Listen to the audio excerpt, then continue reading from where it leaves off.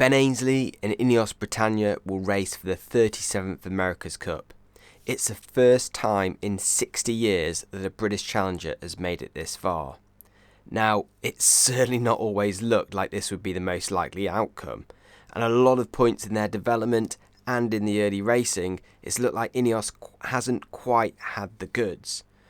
But underneath the surface, there's always been clues that this team has had the ingenuity or the raw performance to be a challenger. In this video, I'm going to walk you through 4 key moments that I've seen where, despite pretty bad days on the water, they have shown they've got what it takes to be the challenger and possibly even the winner of the America's Cup. Okay, so we're going to start off a while back, and if you just picked up this America's Cup, you have missed a great development arc for all these boats. But there are 2 key ingredients, choices that INEOS made early in the design process, which really set them apart. So the first one is a choice to go with an LEQ-12 test boat. INEOS chose to build their own test boat rather than buy one ready-made from Team New Zealand, the AC-40, which can be modified from one design to test components. Both the teams who raced off in the Challenger Louis Vuitton final built their own test boats, and I think this was a key ingredient to success. Now, it certainly wasn't smooth sailing.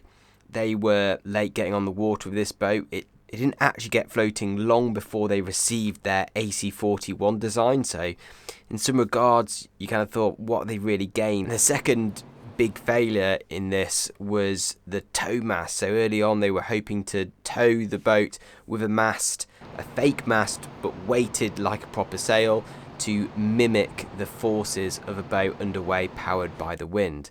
That was ruled illegal and they couldn't use it. They had to scrap a whole tow testing part of their regime.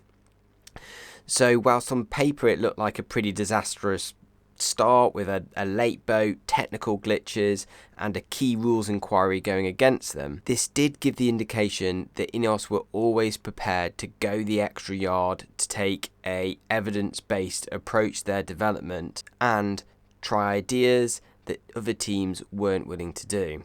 Moving on, when was the next moment that INEOS fooled us with a lack of result but an underlying performance?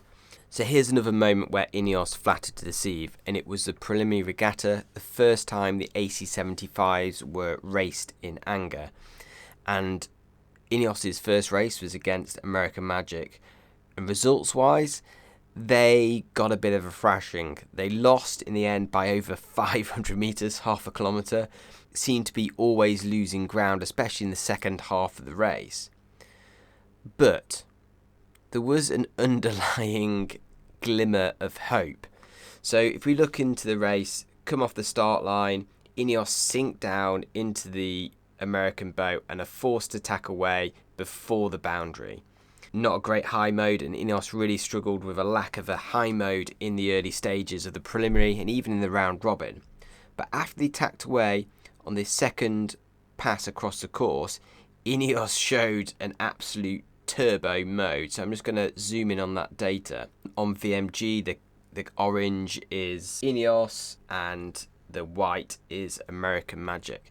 You can see as they head across the course, most of the time INEOS is on 60 knots VMG, American Magic on maybe half a knot less VMG as they went across the course.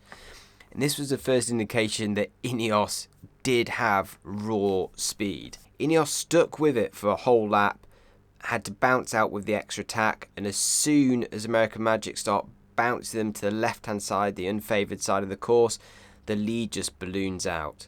Looked bad on paper, but actually there were subtle hints in there that INEOS did have some sort of package. Fast forward, and this was a day in the round robin. So the first round robin went INEOS's way a little bit, but they had a few lucky results where other teams dropped off the foils and INEOS just scraped round.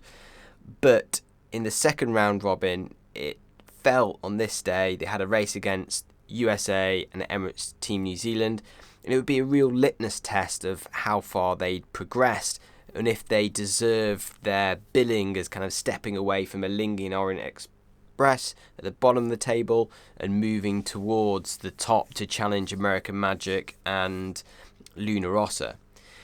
And they had 2 races this day. Both of them they lost, so on paper again, not a good day.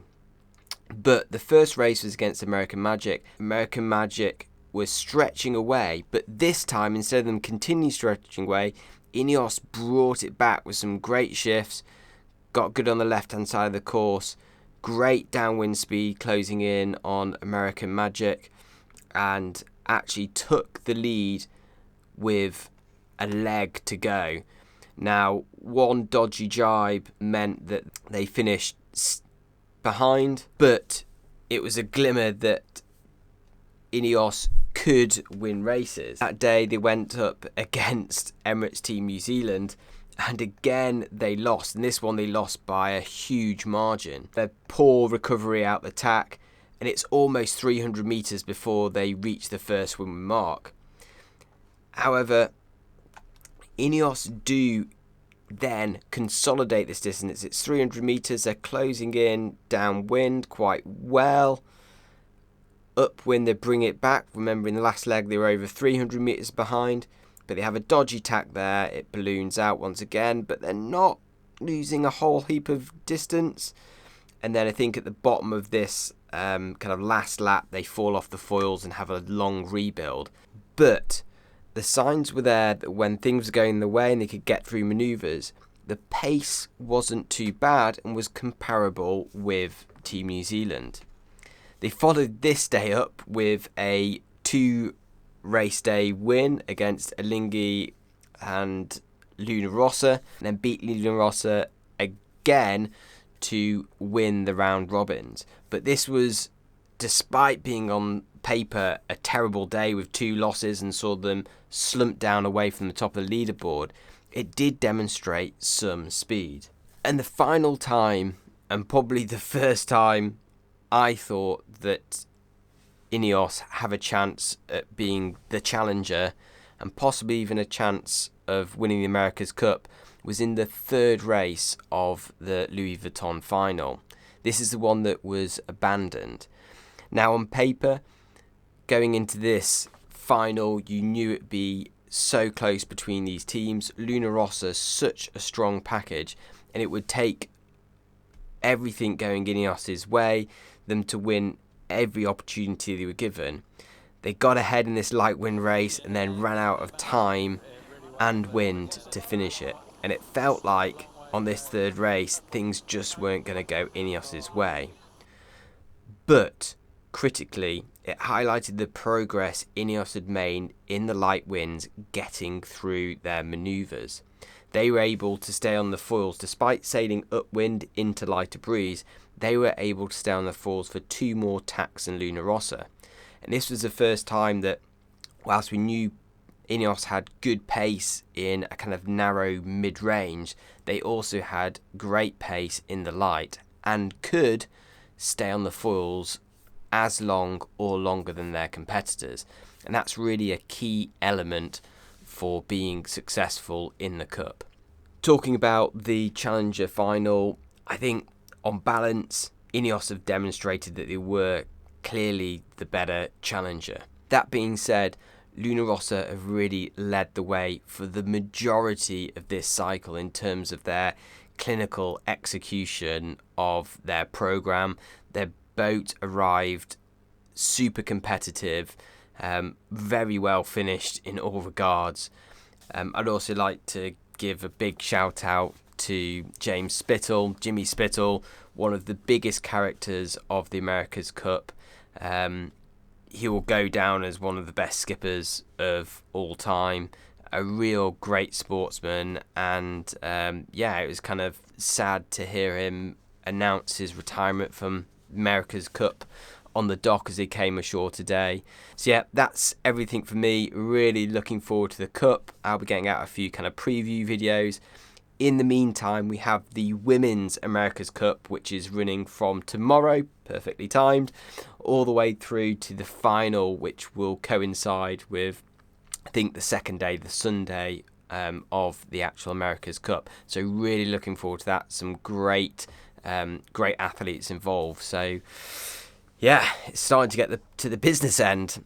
Take care and see you around. I think the question is, imagine if these guys lost from here. What an upset that would be.